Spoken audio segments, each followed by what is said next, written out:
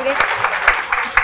हर किसी का सपना होता है कि सिर के ऊपर एक छत हो। अनऑथराइज्ड कॉलोनीज के नाम पर इसी सपने से खिलवाड़ होता है राजधानी में। सड़क, बिजली, पानी, ये तमाम चीजें आज भी शायद कई जगहों पर मुहैया नहीं है। गांवों में ऐसी बदतर हालत नहीं है जैसी राजधानी की कई गलियों में है और इस तरह की कॉलोनीज में है। और इसीलिए इन मुद्दों को आज हम उठा रहे हैं उन नेताओं के सामने, क्योंकि उनकी आवाज उठनी बहुत जरूरी है। आप बोलिए। मैडम, मैं महिपालपुर से आई हूँ, पुष्पा मेरा नाम है, नॉर्थराइज कॉलोनी में रहती हूँ। जो भी नेता बनता है सिर्फ वोट लेने का अधिकार देता है, उसके बाद नहीं पानी पीने का अधिकार, नहीं उनको बोलने का अधिकार। जहाँ उनका बलात्कार होता है तो रिपोर्ट करने का अधिकार नहीं होता। मैं ये पूछना चाहती हूँ, फिर उसको इतना अधिकार क्यों देते हैं? वो वोट दो, क्यों देते हैं इतना अधिकार गवर्नमेंट उसको? या तो उससे वोट भी मना लो, उसको निकाल फेंक दो। ठीक, गंभीर सवाल का दर्द समझता है आप महाबल जी, तो इसका जवाब दीजिए। हाँ, जवाब दीजिए। बोलिए। उन्होंने कहा जब कि सिर्फ वोट मांगने आता है। आज अनऑथराइज्ड कॉलोनी में जो 100 रुपए गज जमीन लिया था, आज 50,000 रुपए गज, 1 लाख रुपए गज बिना विकास का नहीं हुआ है। विकास हुआ है, और विकास हुआ है, बिजली पानी मुहैया हुआ है। इसी में एक सेकंड, मैडम, आप पूरा बोलने दीजिए। मैं चाहूँ तो फोटो ला के उस गली का यहाँ दिखा सकती हूँ, मौजूद कर सकती हूँ मैं। लेकिन इस गली के अंदर अगर किसी भी नेता ने अगर जाके देखा हो, आप इनसे आप आंसर तो देने ये कह रही है कि पानी नहीं है। फोटो खींच के दिखा सकती हूँ, जनता को दिखा सकती हूँ। पानी या बिजली या उसमें किसी लड़की गैर बलात्कार हुआ उसकी भी बात, और 70 साल की बुढ़िया और आदमी को मार के चप्पाई पर डाल रखी, वो मौजूद मैं दिखा सकती हूँ। उसकी रिपोर्ट तक नहीं होने दी और वहाँ के नेता नहीं होने दी। और 70 साल की जिसका शरीर पे आज भी इतनी लीड पड़ी हुई है, अभी मौजूद है वो। अगर आप मेरे इजाजत दो मैं यहाँ ला सकती हूँ उसको। और इससे बात क्या होगा अंजना जी?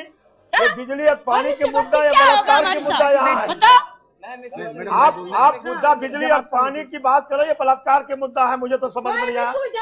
लेकिन आपने मुद्दा अंजना जी बिजली, ये सरकार के कुशासन का सबसे बड़ा उदाहरण। आपके पास क्या सोल्यूशन है? आप बता रहे हैं उनके पास सोल्यूशन नहीं है। मैं इनके साथ हूँ।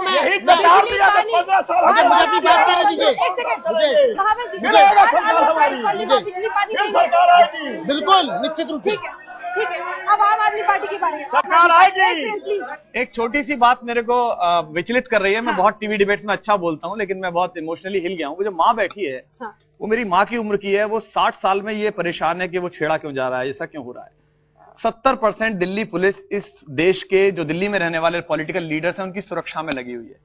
हमने पहली बार कहा कि हम लिख के 100 रुपए के स्टाम्प पे दे रहे हैं कि हमारा कोई विधायक मंत्री किसी भी प्रकार की सुरक्षा नहीं लेगा। आपके चैनल ने खबर करा, आईबी ने यूपी पुलिस से कहा है कि मेरी, प्रशांत की और अरविंद की सुरक्षा को खतरा है। हमारे यहाँ एसपी गया, हमने कहा मरना होगा सड़क पे मर जाएंगे, तो पता तो चले ना, मेरी बीवी को पता चले कि सड़क पे कैसे मारा जाता है, कैसे छेड़ा जाता है।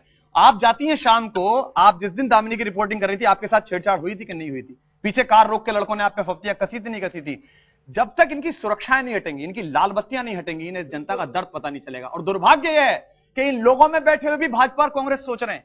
इन्हें लग रहा है कि महाबल जी को मेरा चेहरा दिख जाए, विजेंद्र गुप्ता को मेरा चेहरा दिख जाए, मेरा पार्षद का। क्या करोगे भैया? कुछ नहीं बनना, मेरे को तो नहीं बनना, मैं तो चुनाव भी नहीं लड़ रहा। मैं सिर्फ ये मरने आपसे कहने आया हूं कि आप इन दोनों से ये कहवा दो कि ये भी ये लिख के दे दे कि हम सुरक्षा नहीं लेंगे। 70% ये लिख के दे दे, मैं इनके साथ चल दूंगा। ये कहां कब फंस गए आप? क्यों मरेगा मुझे बताइए। नेहरू के चला था आप पार्टी, अल्लाह, अरे अन्ना छोड़ो, अन्ना हजारों के बीच में छूरा होता है, सुरक्षा करो। अन्ना हजारों के बीच में छूरा होता है, और ये अभी चलिए आपने अपनी बात कर ली, अब कुमार विश्वास।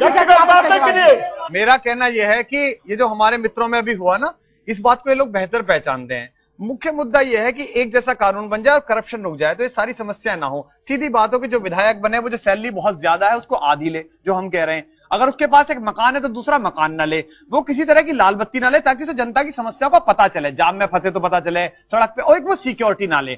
और एक वो जो लोकायुक्त बिल, लोकपाल बिल जिसके लिए लगातार लड़ रहे हैं, उसे 1 महीने में जौकाते और पास कर दे, जिसमें मुख्यमंत्री से लेकर नीचे चपरासी तक के लिए एक विभाग हो, जहां 6 महीने में जांच हो जाए, 3 महीने में सजा तय हो जाए, 3 महीने में तिहाड़ में जमा हो जाए, संपत्ति बिक जाए। लेकिन स्कूल कैसे बनेगा? भ्रष्टाचार समस्या नहीं, स्कूल कैसे बनेगा? पाइपलाइन कैसे लगेगी? मैं आपसे यही कह रहा हूं ना, अगर पैसा बच गया, अगर पैसा बच गया वो, तो इस दिल्ली को कहीं से कुछ मांगने की जरूरत नहीं है। ये अपना स्कूल भी बना लेगा, अपना सड़क भी बना लेगा, अपना मकान भी बना लेगा, सब बना लेगा। सिर्फ अब अगले सवाल की शुरुआत करते हैं। कुछ लोग यहाँ पर मौजूद थे, आप अपना सवाल पूछिए जल्दी। मेरा नाम दिनेश अछवान है। मैं जयप्रकाश नगर RW से अध्यक्ष हूँ। हाँ। मैं ये कहना चाहता हूँ कि झुग्गी झोपड़ी में जो एरिया जितने लोग रहते हैं उनको पहले 15 रुपए पर कनेक्शन पर पॉइंट के हिसाब से लिया जाता बिजली का पैसा। आज उनसे जो पैसा लिया जा रहा है उनका बिल जो है वो 600 से 1000 रुपए उनका बिल आ रहा है। वो गरीब कहां से लाएगा और कैसे देगा? ठीक है, बिजली कुछ और सवाल ले लेते हैं, फिर इस पर जवाब लेंगे। बिजली से जुड़े हुए सवाल जी। मेरा नाम कमाल बाबर खान, मैं पुल पहलादपुर ग्राम सुधार उत्थान समिति का जनरल सेक्रेटरी हूं। मैं ये पूछना चाहता हूं कि हमारे बिजली के बिलों पर माननीय हारून यूसुफ जी, माननीय राम सिंह नेताजी, माननीय रमेश कुमार MP जी और एक गोपाल सक्सेना जी का फोटो आ रहा है। चुनाव घोषित हो चुके हैं, कोड ऑफ कंडक्ट लगा हुआ है, ये प्रचार क्यों हो रहा है सरकारी पैसे से? बहुत गंभीर जनता का पैसा है और जनता पे खर्च होना चाहिए और इससे पार्टी अपना प्रचार कर रही है। आप भी सवाल पूछिए जल्दी से। देखिए, मेरा नाम मास्टर दयाचंद, मेरा गांव घुमनहेड़ा है, मैं बहुत दूर से आया हूं। बिजली के पहले 2 महीने के बिल आते थे, अब 1 महीने का बिल कर दिया। अब वो 1 महीने का बिल उससे भी डबल आ रहा जो 2 महीने के बिल थे।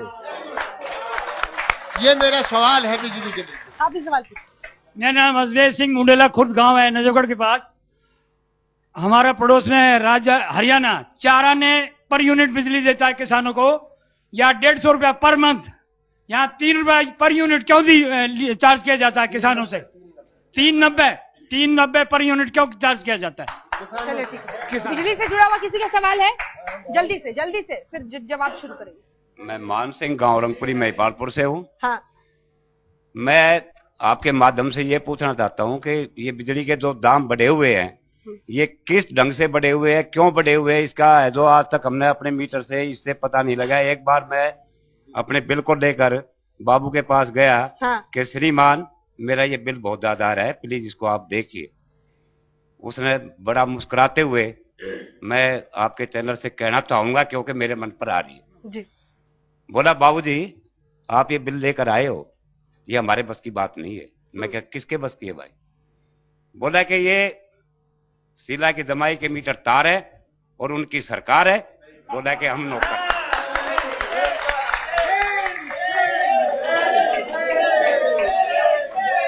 इस बार बहुत सारे आरोप आप पर लगे हैं, लेकिन मैं चाहती हूँ कुमार विश्वास की मैं आपसे शुरुआत करूं और ये पूछूं कि आपके पास तो एक उपाय है, तार काट देना। नहीं, तार काट देना कुछ और है? एक सेकंड। तार काटने देना नहीं। विजेंद्र सिंह जी जो DREC के चेयरमैन थे, उन्होंने बाकायदा फाइल मंगा के देखा था कि दोनों कंपनियां किस तरह लूट में लगी हुई हैं। ये दोनों पार्टी के नेता बैठे हैं। मुझे दुख इस बात का हो रहा है, जो हमारे मित्र बोल रहे हैं, किसी न किसी संगठन में किसी न किसी पद पर है, यानी कि एक छोटा सा नेता इनके अंदर भी है। और ये इस बात को नहीं समझ रहे हैं कि विजेंद्र गुप्ता जिस पार्टी से आते हैं उसके राष्ट्रीय अध्यक्ष की कोठी का बिजली का बिल 5.5 लाख रुपए बकाया है। महाबल मिश्रा जिस पार्टी से आते हैं, इनके संजय निर्मम का सुन लीजिए, आप बोलिए, 7.5 लाख रुपए का RTI से निकला है।